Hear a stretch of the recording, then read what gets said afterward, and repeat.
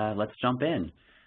So today's presentation is Medicaid Managed Care Readiness 101.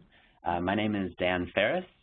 I'm the Assistant Director for Policy and External Affairs at the McSilver Institute and a member of the MCTAC team, and I'm joined here by... Hello, everyone. Thank you, Dan.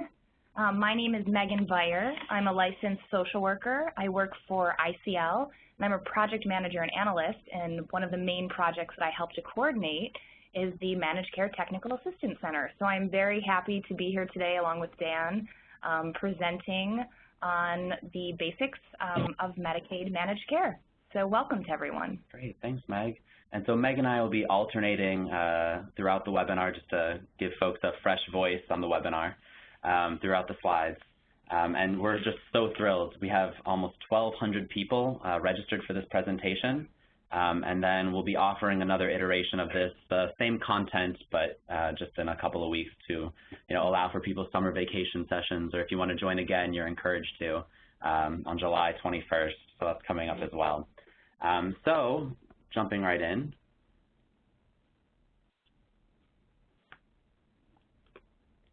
So the learning objectives for today are threefold, really. It's a relatively short presentation and very high level and basic. There's a assortment of materials and resources available through the Managed Care Technical Assistance Center that have been presented previously that go a little more in depth into different areas and specifics of the transition to Medicaid managed care. But today is really just that introduction to some of the basic concepts between managed care and then also specifically HARPs and home and community-based services. So we'll be talking about basic principles, the structure of the program, and then the changes that are scheduled and anticipated as we move in this direction. And then the overarching thing of all of the training and technical assistance that we're offering and providing around Medicaid managed care is really geared to help agencies and agency staff and executive leadership and board members alike think about the steps that you can be taking to prepare for this transition. Okay, so I'm going to talk for a little bit about the Managed Care Technical Assistance Center, and thanks, Dan, for laying out the learning objectives. Again, I think Dan and I are just really hopeful. We've been working with MCTAC for over a year, year and a half at this point, and we're really hoping that today people can walk away with a really solid foundational understanding of this large transition that's going to be happening. So what is MCTAC? MCTAC, the Managed Care Technical Assistance Center, is really a training and consultation and educational resource center that provides resources to all mental health and substance use disorder providers in New York State. So our goal overall, our overarching goal, and we'll say this many times throughout the webinar today, is to really prepare and assist providers in getting ready for this transition to Medicaid managed care through a variety of platforms, whether in-person trainings, online webinars, intensive support on quality improvement strategies, looking at different business, organizational, and clinical practices, really to assure that providers, behavioral health providers around New York State are ready when this transition happens. So who is MCTAC? Well, MCTAC is made up of a variety of different partners all across New York State, both behavioral health and mental health and substance use disorder providers, and also not only providers but advocacy organizations as well. So we have a pretty extensive partnership and members who really have quite an extensive set of knowledge around behavioral health care policy in New York State and beyond. And we are actually centered out of the McSilver Institute for Poverty Policy and Research at the NYU School of Social Work. So as you can see from this just quick screenshot, these are our partners, and we really kind of have a wide breadth of experience and expertise. So I touched on this a little bit earlier, but the Managed Care Technical Assistance Center has quite a deal of offerings to providers around the state. So our support and capacity building is really offered in the form of a variety of different tools, consultation, informational forums, assessment tools, assessing how ready your organization is to transition to managed care. Different learning communities. I know some of you actually might be familiar with MCTAC already. We've been running learning communities in the last 6 months based around different managed care readiness topics such as billing and utilization management, revenue cycle management. A lot of our tools, informational forums, and events can all be found on our MCTAC website. And I'm going to apologize in advance. This is probably not the first time you'll hear us mention our website because we really are building this up as a centralized set of tools and resources for providers in one location that everyone can kind of visit and get the most information from. We also see this as kind of a clearinghouse for any information or updates that might come from the state related to managed care readiness. So, you know, in general, in thinking about this rather large transformational shift in behavioral health care in New York State, it's really important to consider that, you know, leadership and staff members need to work together to support these initiatives in a way that creates synergy within the organization. We actually had a recent webinar from one of our wonderful partners, Dr. Tony Salerno, on change management and what that means. What does that look like in an organization? What an organization can do to prepare. So we also have a set of managed care slides geared towards different levels of agency staff, whether board members, frontline staff, leadership. It really takes everyone's buy-in to truly prepare an organization for the changes that will be coming with the transition to Medicaid managed care. So just setting the stage for understanding managed care. And before we dive in on this, just a couple of housekeeping items that we skipped through at the beginning. But if you look in your chat box on the bottom right-hand corner, you'll see one of our hosts for the day has been sending out a couple of notes.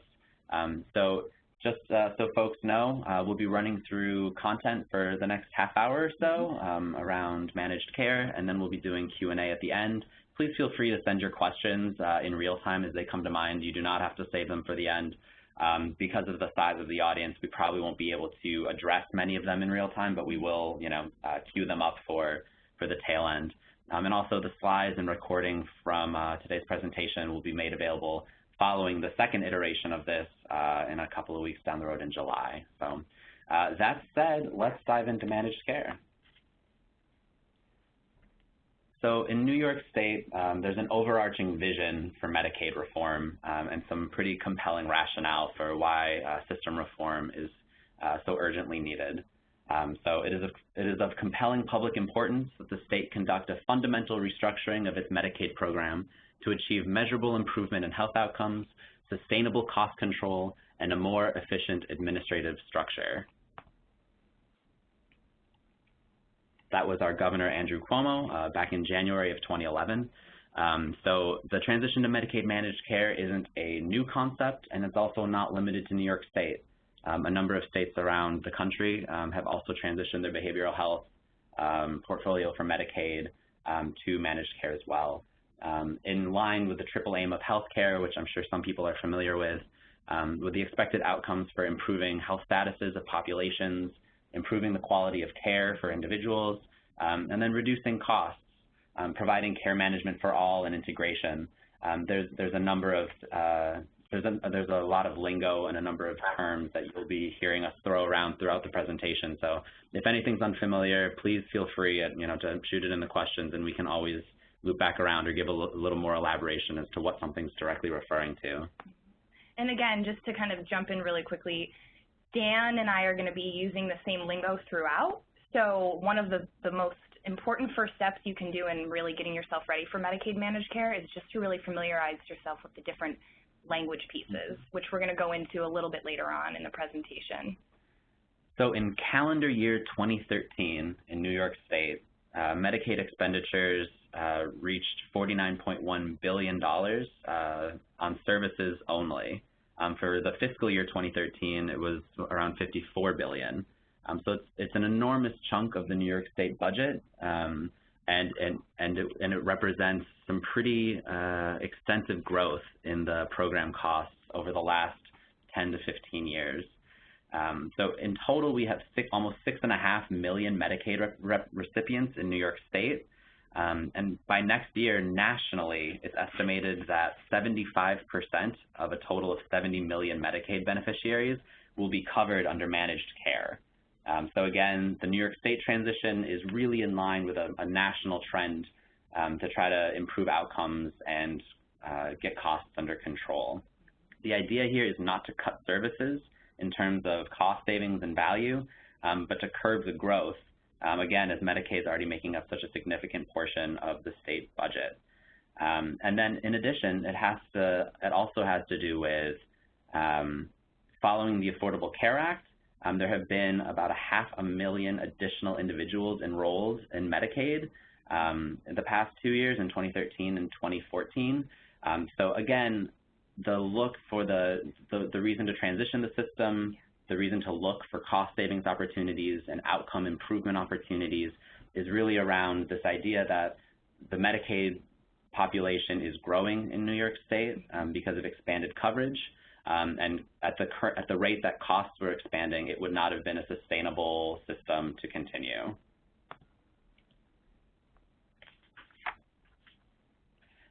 So moving into Managed Care 101, what everyone's here for today. So in the current publicly funded behavioral health system, Medicaid recipients in managed care plans receive some services that are paid for and managed by an MCO, or a managed care organization, or also commonly referred to as a plan. Receive some of their services paid for by Medicaid on a fee-for-service basis and don't happen to be coordinated by anyone. Receive some services through community-based organizations paid for outside of the Medicaid system and also often not coordinated in an integrated fashion. So given this approach and what this diagram is just showing, in the bottom left-hand corner is your Medicaid recipient, and the rest of the screen and boxes are all of the different areas and funding sources for the services that might be affecting that individual's care plan and treatment. So there's also a number of Medicaid recipients that have been exempted from enrollment in a plan. And in these cases, all services are paid for by Medicaid on a fee-for-service basis. So just taking a quick look at this slide, which we could probably spend an entire hour-long webinar just talking about these individual boxes.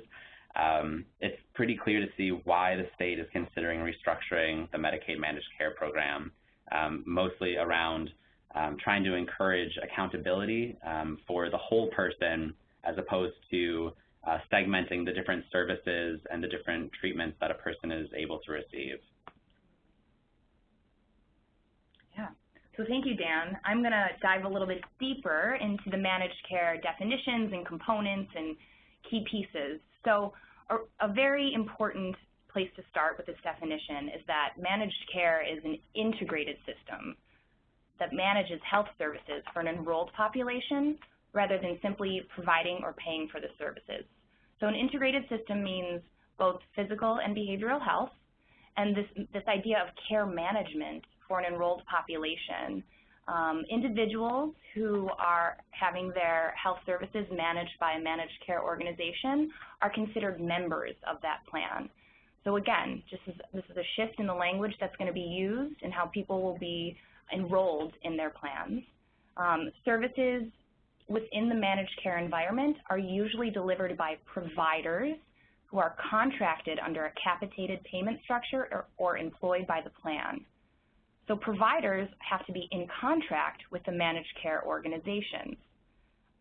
One of the most, personally, I think one of the biggest shifts with managed care is a shift for an emphasis on the value of services versus the volume of services. So providers are really going to be required to be able to demonstrate the outcome and the value of the services that they're providing to individuals rather than the quantity or the number of services they're providing. It's really about the outcomes that from the services that providers are able to provide and really focusing on that. Okay. So what are the goals of managed care? Dan actually spoke to this a little bit earlier with the governor's vision. But first and foremost, I mean, these two middle bullet points are just really critical. So improving service quality and improving population health. Those are incredibly important to the managed care in terms of goals. The other very significant goal is really thinking about controlling costs. You know, as Dan mentioned, healthcare costs are growing faster than the GDP, which is not a managed care term, it's the gross domestic product. There's also been, you know, this goal of reducing inappropriate uses of service. And also, again, just as we emphasized earlier, there's a real focus on the value of services versus the volume, the quantity of services. Another goal of managed care is really promoting health, so increasing the preventative services that a behavioral health Medicaid beneficiary might be eligible for, not just treating the illness. So again, just looking at these and starting to familiarize ourselves with what the goals and the outcomes are for managed care. Okay, so we have key ingredients now. So one of the key ingredients of managed care that we continue to say over and over is care management. So what does care management mean? So there are this is kind of twofold. Utilization management is really about looking at the frequency, duration, and level of care that these enrolled individuals will need, as well as to consider the fact that many of the services could require authorization. There's also considering, you know, health management and considering the individual's integrated behavioral and physical health management. Again, vertical service integration and coordination amongst all these providers is critical in a managed care environment, as well as this concept of financial risk sharing with providers, which we're not going to get very much in depth with, but we as a Managed Care Technical Assistance Center do have training and materials on if you're interested in that in the future. And just in case you've navigated away from the webinar to check an email or to talk to a colleague, which tends to happen when you're on a webinar, this slide is like really the meat of everything that Meg's going to talk through. So now might be a really good time to redivert your attention. And there's no pop quizzes, so this is just total honor system. But again, as Dan said, this is kind of the, as we like to say, the bread and butter of really what the focus of managed care is on. So the key components. So the key components of managed care, first is a network of providers created via contracting. So providers are in the process, actually, especially New York City providers. Rest of state, this will be happening later on, but are in the process of working on their contracts with the managed care organizations. Another key component is prior approval that will be required for inpatient admissions, specialty visits, elective procedures. Really, except in crises, managed care organizations will require pre-approval or authorization. You know, if you think about it, the more expensive or extensive a service, the more likely there will be need for prior managed care organization review, and that's what prior approval and prior authorization is. Another key component is thinking of this as a benefits package. So each enrolled individual who is considered a member will receive a benefits package that has a defined set of covered services. This is going to be important on an upcoming slide. Again, this utilization review practice to maintain inpatient admissions and length of stay is going to be important, as well as credentialing. Credentialing is really set up to really protect the consumer and make sure that individual providers have the appropriate training and licensure that is required for the services that they're providing. And last but not least, because I love data and outcomes, and in this new managed care environment, outcomes and data-driven decision-making is just going to be so critical. So for providers, it's really important in the getting ready process to start to familiarize yourself with your electronic health records, what outcomes you do collect, what outcomes you might want to collect. Again, we're not going to go too deep into outcomes right now, but as you can tell, I'm very enthusiastic about them. So I guess we could advance to the next slide.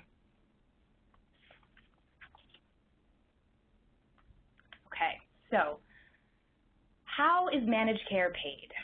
It's paid through something called capitation, which the following bullet points kind of explain a little bit more. And we just really wanted to give kind of a foundational, basic understanding of this.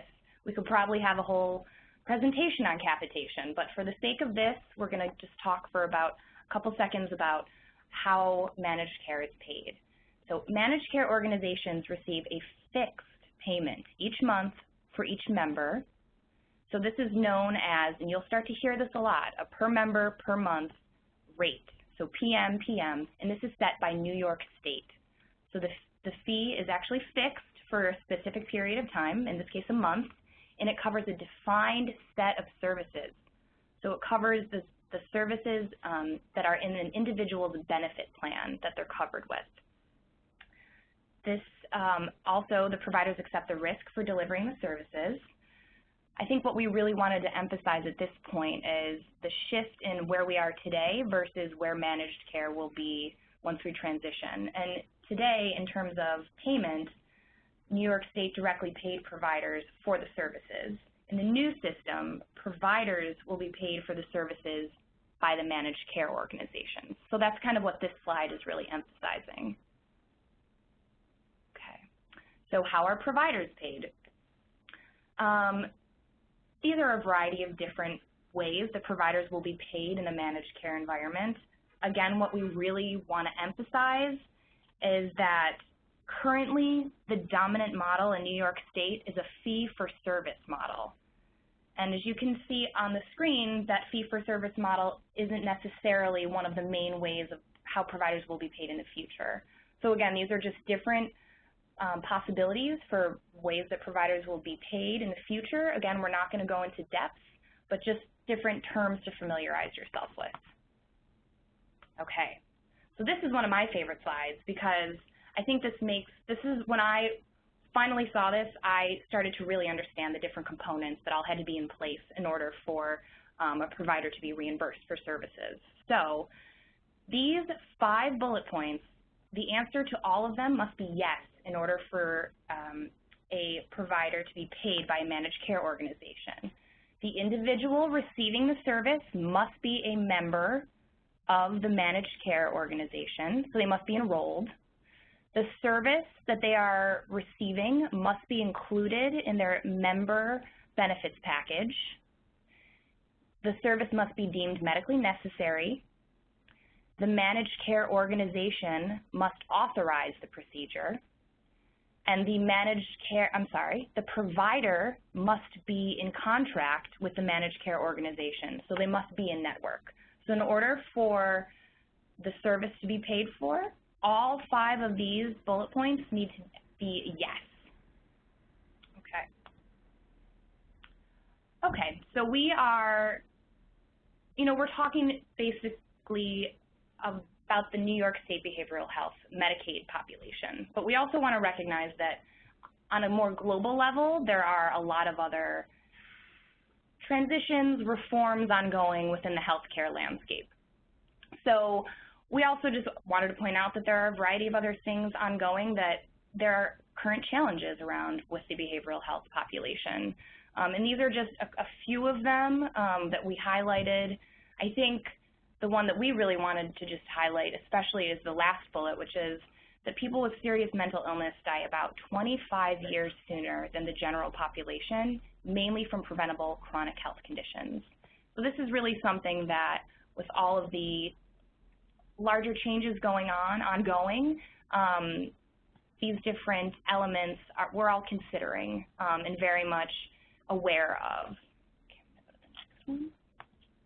Okay, whoops. Got a little ahead of ourselves, sorry. The other thing we wanted to point out is that there are multiple systems that intersect with the behavioral health Medicaid system. Criminal justice, employment, homelessness, all very relevant for the individuals that we're working with and we're serving, and important to consider with the ongoing changes ahead. So with those ongoing changes, we're going to just talk a little bit about one that's going to be upcoming in a couple slides. We're going to talk about HARPs, but I don't know if anyone, if you want to go to the, ever feels like we're drowning in acronyms, because there are just so many things going on, not only in New York State, but across the United States. And these are just some of the related acronyms that we've come across, honestly, right, Dan, that like we see, and then once in a while we have to stop and define. So, just know that there's a lot going on and that as MCTAC, we are doing the best we can to provide context for all of the larger changes and really familiarize ourselves with what's going on as well. Yeah, and just to add to that, a lot of the more extensive training that has been and will be provided to New York State agencies and provider staff really will go into how these things work together. But one of the big takeaways from this slide isn't just that there's a lot going on, but all of these initiatives are complementary, and they're all being done with the overarching goals of state healthcare redesign reform in mind. And we'll be coming back around with another slide in a little bit with how some of these things specifically line up. So these are the services that will be covered by managed care organizations as of October 1 this fall for New York City-based providers and no earlier than April 1, 2016 for rest of state providers. So these services that I'm about to go through are not paid for by managed care organizations as of today. So the following, such as continuing day treatment, partial hospitalization, PROS and ACT, substance use disorder outpatient services, including OTP, residential rehab, inpatient psychiatric services, rehabilitation services for residents of community residences, all will be paid for and covered for by managed care organizations. It's also important to just understand that these services that we're looking at the screen are 80% of the individuals who are eligible for Medicaid managed care. So 80% of those eligible will be utilizing these services. The other 20% will be utilizing HARP services. So that's what Dan is about to walk us through. Spoiler alert. Spoiler alert. So speaking of acronyms, one of the few that we'll be spending some more extensive time talking to today are HARPs, or also HCBS, or Home and Community-Based Services.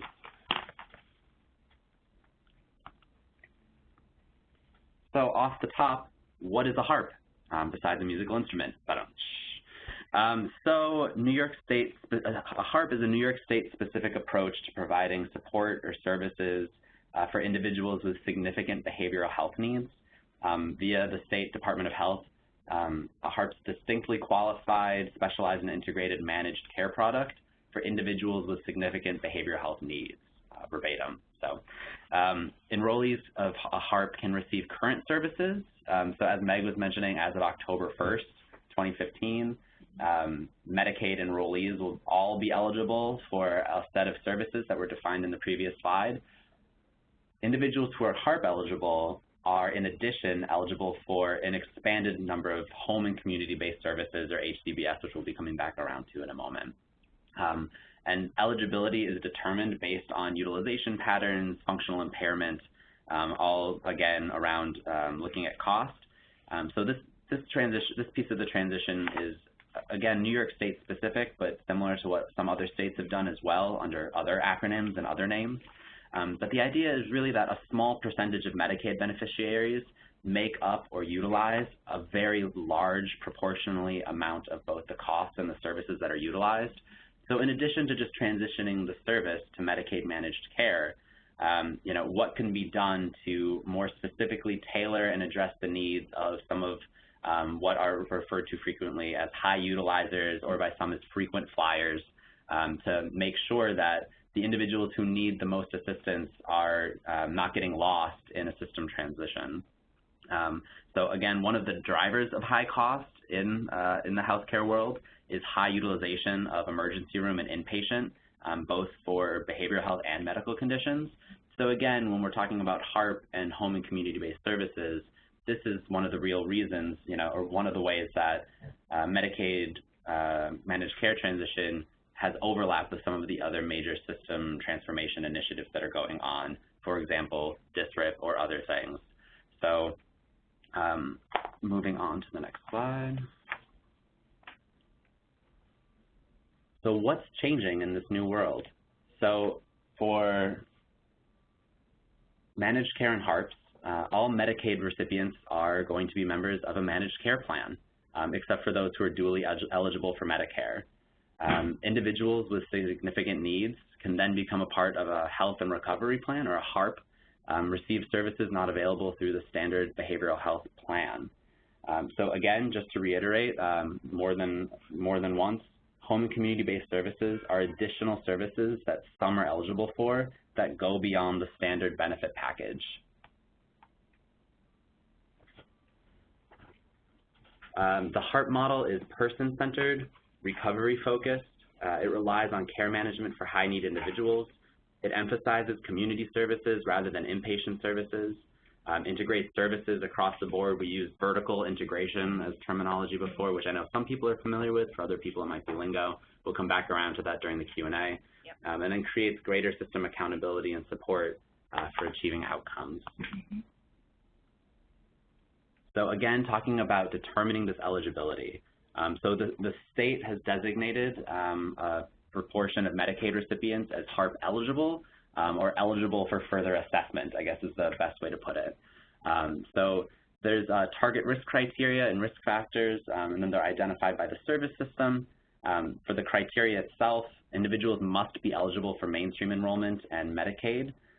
They have to be 21 and older. HARPs are geared towards the adult population, not the KID system. The KID system has its own set of approaches and system changes going on to help manage higher utilizers who are under the age of 21. A serious mental illness or substance use disorder diagnosis is needed. Again, not dually eligible for Medicare and not participating in an OPWDD program. And then the expectation for HARP is that all HARP enrollees are expected to have a health home care manager. The idea being the face-to-face interaction between the HARP eligible and the system itself and the provider networks of home and community-based services are all running through the health homes. And so just in terms of the scope of this program, to start with, it's estimated that roughly 120,000 individuals will be eligible statewide. Again, a rough estimate, with 60,000 in New York City, where passive enrollment is beginning, in theory, this month. So letters and notification will begin to go out to those identified by the state, who will then follow a couple of steps to be integrated into the health home system and to determine what services are needed for HCBS. So we also just wanted to list out some of these new services that'll be billable and covered under Medicaid managed care. So I won't go into all of these in depth, but just a quick plug. Between July 14th and July 31st, MCTAC is holding a series of webinars on each of these individual services. So the idea being that there's a lot of information and a lot of opportunities in each one.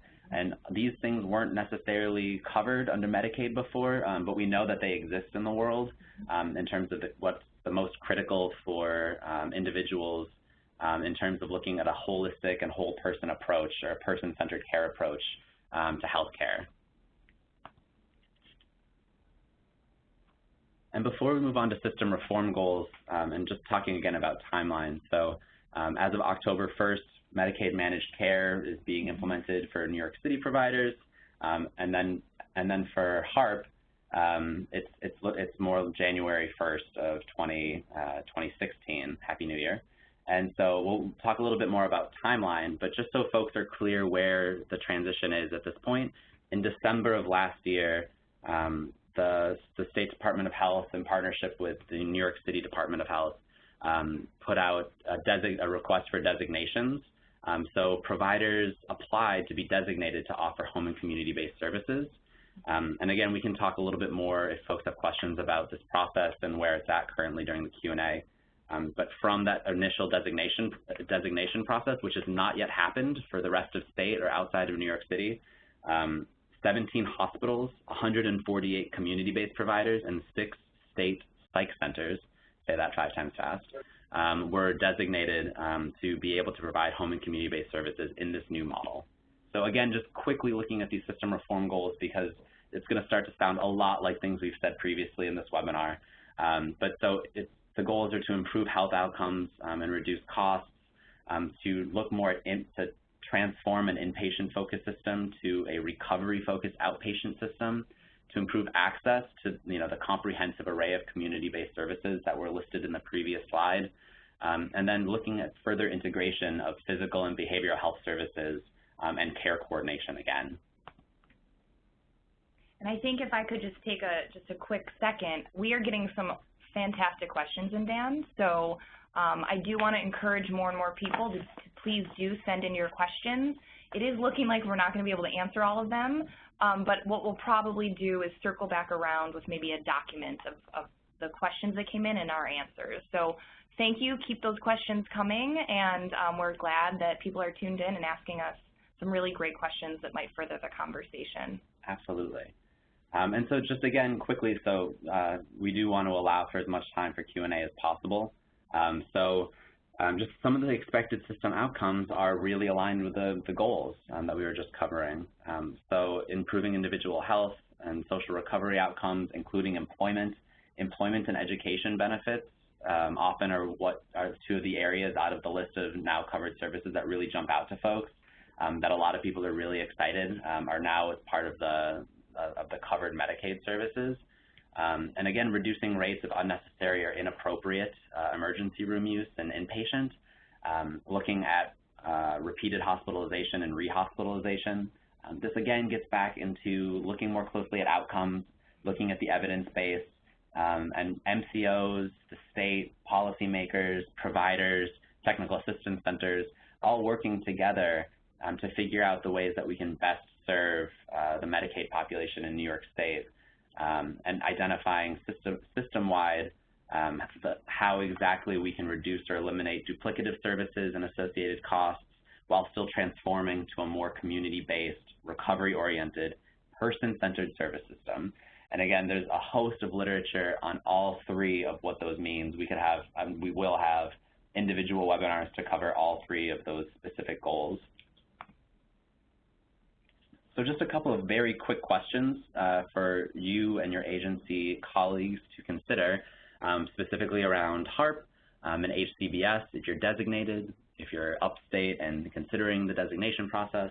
So what does this change mean to the work of your organization? And what are the services that you might deliver that weren't previously billable or reimbursable under Medicaid, but now under Medicaid managed care would now be covered? So a relationship with an MCO might be in your best interest. And just generally speaking, what will you need to do differently moving forward? And who are your partner agencies that might provide some of these services and the referral process? And again, just how all of this stuff fits together will be a major component of the technical assistance and training that's happening moving forward. So again, wish we could go a little more in depth on all of these things, but for the sake of time and just doing a 101 level overview, we're going to keep moving forward. So this is a grid, and like all grids on webinars, it would take forever to get through every single element, but we decided to leave it in because there are two things that we wanted to highlight. The first is the first row, the shared goal of the behavioral health carbon, Medicaid managed care, of health homes and of DSRIP.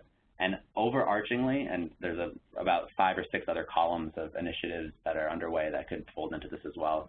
The overarching goal is reducing avoidable emergency room and inpatient admissions. Those are two of the highest drivers of cost in the system, and transitioning that to a more home community-based service model. And then also a focus on outcomes, the last row. So having across the spectrum of transition activities and initiatives, it's a core value of managed care, of health homes, and of DSRIP. And a quick look at the timeline. Yeah, so just very quickly, again, we are looking at the timeline for New York City-based providers. The following slide will be for rest of state providers. But again, just want to emphasize that the transition date for adult behavioral health care services is going to be October 1, 2015. And then and I'm emphasizing this because of a number of questions we've actually gotten in during the presentation, which is great automatic feedback for us to have. The children's system for New York City-based providers transitions in January of 2017. And again, The January 1, 2016 HCBS services will begin for the HARP population, and also on January 1, 2016, the Children's Health Home will transition. So we're going to skip ahead to here's the rest of state timeline. Around any time this summer, the RFQ will be distributed with expedited application for New York City designated plans. In the fall of 2015, there will be a conditional designation of plans for rest of state providers. There's going to be a period between October and March where the plan readiness review process will take place. Again, for New York City-based providers, you've been through this in the last 6 months, so in April 2016, the first phase of the HARP enrollment letters will be distributed. In July 1 of 2016, the mainstream behavioral health management and phased HARP enrollment begins, and then in July 1 of 2017, the children's transition to managed care begins for rest of state providers. So again, we're going to keep all of this information within the PowerPoint. I want to encourage everyone to visit the MCTAC website because whenever there's an update to this timeline, we do try and put a direct link to the state's update as soon as it comes in. I'm going to jump ahead. Oops. So these are just different areas of readiness that at the Managed Care Technical Assistance Center, we developed a readiness assessment for providers around New York State to fill out. As you can see, there's a variety of different areas, everything from managed care priorities to ability to communicate, to your ability to your contracting ability, IT, member services, finance. These are just the areas that, as the Managed Care Technical Assistance Center, we prioritized as the most important areas for agencies to really work on in terms of their readiness for the managed care transition. Go right ahead. Okay, so just different things to consider. I'm going to try and wrap this up a little bit quickly, only because we are going to try and start our question and answer session soon. Just different things to think about and consider. Listen, there's a lot of change going on, and we at MCTAC just want to make sure everyone is prepared and has the tools and resources they need to be the most successful coming through this transition. So just think about innovative ways to adapt how your work might need to change in order to support the outcomes that are going to be required in this transitional shift to managed care. Think about all the different training your staff might need in order to be successful in this new model, and share your thoughts with your supervisor. MCTAC does have a lot of trainings that we will be doing and might have already done. We try and record as many of our trainings as we can, so a lot can be found on the MCTAC website. Again, coming back to MCTAC with the next bullet, really stay informed. Read articles, other materials, just to kind of understand what Dan and I have been mentioning about all the different changes going on the healthcare landscape. And get involved, participate in relevant trainings, agency planning sessions, different ways to really invest in this change. And again, I don't think we have it explicitly up here, but I want to encourage everyone to sign up for the MCTAC listserv. Anytime we send out about every week, maybe more than that, we do send out an email with updates with upcoming trainings, events, tools that we've released. I would encourage everyone to follow up and sign up for that. It's just a nice way to be kept in the loop about any changes upcoming. Okay, so different areas to think about where MCTAC might be able to help. We've talked about evidence-based practices and outcomes, the critical importance of this. Thinking about everything under managed care is going to link back to evidence-based practices and ability to measure progress and value. So really considering this. Again, this focus on value over volume with this new managed care payment model, it will be very critical to depend on and demonstrate outcomes and goals reached with individual clients as opposed to the number of clients or number of sessions you've seen a client for. It's also very important, and I think Dan and I mentioned this at the beginning, that there's a lot of new vocabulary being used for the new transition to this Medicaid managed care model. And so in order to get the best care for clients, it's really on us as providers, and I say that as a social worker, learning the vocabulary necessary to advocate on their behalf when speaking with managed care companies. This is critical. And to plug MCTAC very quickly, we actually, from one of our kickoff events, were asked by a provider to put together a glossary because there are so many different terms and and pieces that are part of this, managed care transition. So we actually have a live glossary on our website where you can go and type in whether it's an acronym or it's a term like capitation. You can go type it in and get a quick definition that will hopefully give you some context for the term you're looking at. Okay. And then we have, let's see. So again, this is our Managed Care Technical Assistance Center website. Follow us on Twitter, or if you send questions to mctac.info@nyu.edu, we do try and respond as soon as we can. We are a very dedicated group of individuals, so we try and respond very quickly, but when we have many events and things going on, it is a little challenging to get back super quickly, but we do our best. Again, I would also suggest that you go to visit the website and sign up for the email list. So with that... Terrific. So let's jump into some Q&A. Like Meg mentioned earlier, we've had quite a few questions come in, some of them specific to the presentation, others having to do with other elements of the transition. So I hope you'll bear with us as we kind of get some of these organized and we get through as many as we can over the next 10 minutes or so.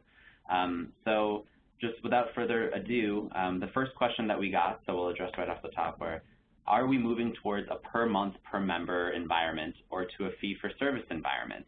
I keep hearing that we are moving to a fee-for-service environment. Please clarify. Thanks.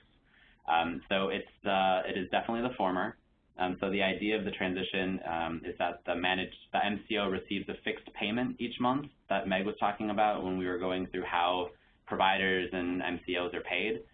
So they receive a fixed payment each month, which is what is referred to as per member per month, which covers the defined set of services, also known as the benefits that the member is eligible for. Also, I just wanted to mention that we're joined here today by McSilver's Healthcare Strategy Officer, Boris Silgorin, who will be jumping in on the Q&A for some of the more technical, nuanced questions, which we really appreciate. So please join me in welcoming Boris. So another question that we got is, how will the transition affect frequent flyers in terms of getting the services they actually need? And again, frequent flyers referring to high utilizers, and then typically of the services that are considered to be the most expensive, emergency room or inpatient. And so just off the top of my head, care management, HARP, and HCBS are all designed to better serve those individuals, and then also to look at outcomes. I don't know if you had anything else you wanted to add to that. Right. So I'll just add one piece. This is where managed care, I think, is a benefit, where since they're the central point of paying the claims for all services, working together with the health homes and HCBS providers, the goal is to better coordinate those services and really streamline the process. Great. That's great. Another question is, will all providers need to apply to get on the insurance contracts? So I imagine to mean, do all providers need to contract with managed care directly? And so the short answer is, if you want to be paid by managed care, you have to contract with managed care. But I think as we've seen with other elements of the system, that there are ways to provide services and work with a health home or to provide home and community-based services that wouldn't necessarily require you to have that direct contract. Excellent.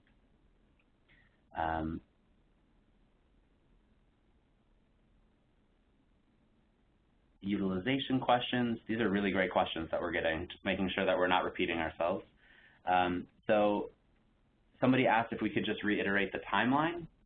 So adult services being transitioned to managed care October 1, and children's services in January 2016.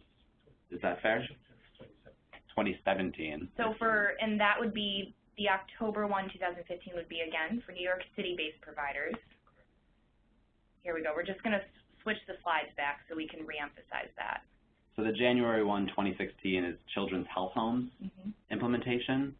And then it isn't looking until January 1, 2017, and that's in New York City and Long Island for the kids systems transition. And then rest of state isn't until July 1 of 2017. So there's a lot of time for kids providers to prepare and take advantage of some of the technical assistance offerings that are being made. So this is actually a great question around home and community-based service workflow and HARP workflow, which there was a training on in New York City on June 15th. Those slides are all available on the MCTAC.org website if you're interested more in that topic. But how do providers identify a client who receives HCBS services under the HARP program, or who's eligible? Right. So currently, the state has identified the HARP-eligible individuals. I believe in New York City, there's roughly 60,000 individuals that have been identified. In the future, meaning next year, there'll be also a process where providers will be able to kind of ground up or community-based referrals into HARP. That process has not been established yet. So right now, it's the state that's really identifying HARP-eligible individuals. Great. And we just received a question to elaborate on what happens July 1st, 2016, besides hopefully, depending how the holiday falls, people going on vacation for the 4th of July. So on July 1st, 2016, as we mentioned before, the New York City transition date is October 1, 2015 for the whole Medicaid population, HARP aside. And then rest of state, it's scheduled no earlier than April 1st, 2016. So what July 1 is not just the mainstream Medicaid enrollment piece, but also the HARP being added on into the service package.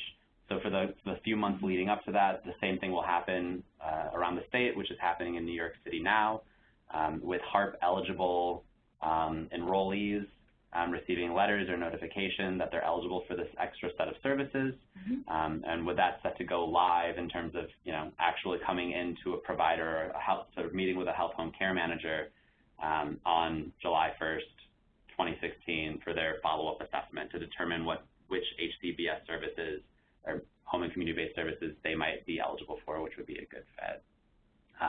And again, a follow-up question to that is this just for adult HCBS?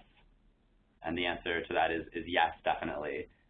So this HARP is for Medicaid enrollees, not dually eligible, who are over the age of 21. And again, thank you. I'm seeing the questions as they come in. These are excellent. I would encourage you to keep sending them. And we do have about 3.5 minutes left. So we might take 1 to 2 more questions, but what we'll likely do is what we've done for our in-person events is we create a frequently asked document. So we will likely be following up probably after the second webinar. We'll probably make a condensed document.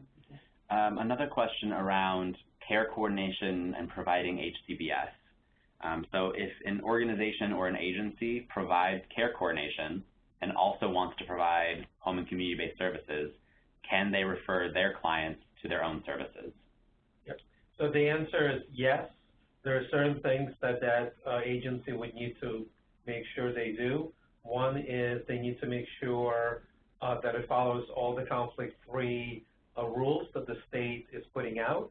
And one of those rules, for example, is giving their client multiple choices of where they want to get their HCBS services. One could be their own agency, but there has to be other choices given to that client. And then it becomes client's choice of where they want to get those services. And there'll be further guidance on conflict-free to address this. And here's on the topic of health homes, HCBS, and HARP. Does a health home care manager have to do an HCBS assessment on each eligible client, even if they aren't interested in home and community-based services? So again, roughly 120,000 folks across New York State are expected to be eligible for HARP and HCBS, but what in the event that somebody isn't interested in participating in the program? Right. So it's client's choice. If they're not interested, they don't have to get an assessment, but at the same time, then they will not qualify for the HCBS services. However, they can continue receiving their state plan services continue with all the other services they get. One more question? Yeah, I think we have time for one more.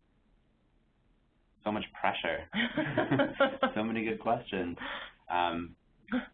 You can do it, Dan. Oh, gosh. So here's one about HEDIS measures. So will the state continue to use HEDIS measures, H-E-D-I-S for those who aren't familiar, measures to assess outcomes? Or are new measures being developed to assess outcomes based on the recovery model and varied populations? Right. So I think HEDIS seems to be something that will continue in the near future, at least. For HARP individuals, there might be potentially additional measures put in, since HEDIS doesn't have a lot of behavioral health measures out there. There might be potential for HARP. But further guidance on those measures, if any, will be forthcoming. But HEDIS is still not only New York State's measuring system, but an outcome-based system, but it's on a national level. Yeah, and I think because of that succinct response, we can even squeeze in one more for the folks who are still with us. We have quite a few people who have stayed logged on to the very end, so we really appreciate your attention and participation today. So this gets back to one of the fundamental elements of Medicaid managed care, or managed care in general, which is the importance of quality over volume, or value over volume, and the shift from fee-for-service and just the quantity of people you're able to serve versus the outcomes of those who are receiving treatment. And this is about rates. So if lower rates are being paid, volume is required for agencies to survive, right? But just off the top, so New York State has put some protections in for providers. So for the first 2 years, the rates are guaranteed. The Medicaid rates are guaranteed to lock in from what the fee-for-service rates were. And then in addition, we talked a little bit about contracting and just making sure that people aren't left out of the whole process. So for the first 2 years, any provider who has 5 or more individuals that they provide services to who are enrolled in a particular MCO, that MCO is obligated or required to contract with them. But Boris or Meg, did either of you want to just chime in on the value versus volume? I think you got it covered. Thanks, guys. Okay. All right. Well, with that, we will be looking back through and trying to organize the questions. We encourage folks, if this is still, kind of unclear or over your heads, which is totally understandable because there's a lot here, to join us again in a few weeks and to listen in and come back with other questions that might come to mind. And then as we wrap up this MC 101 offering over in July, we'll be looping back around in late summer, early fall with some comprehensive 101 materials, including template slide decks, 101 Q&As, the whole 9 yards. So again, thank you to Meg for being a fantastic co-presenter. Thank you. Thank you to Boris for jumping in on some Q&A at the end. And again, thank you to everyone who participated. Again, we were so thrilled to see almost 1,200 people registered for today. And we expect the same capacity, the same level of interest later this month. So thanks so much, everyone. Thanks a lot.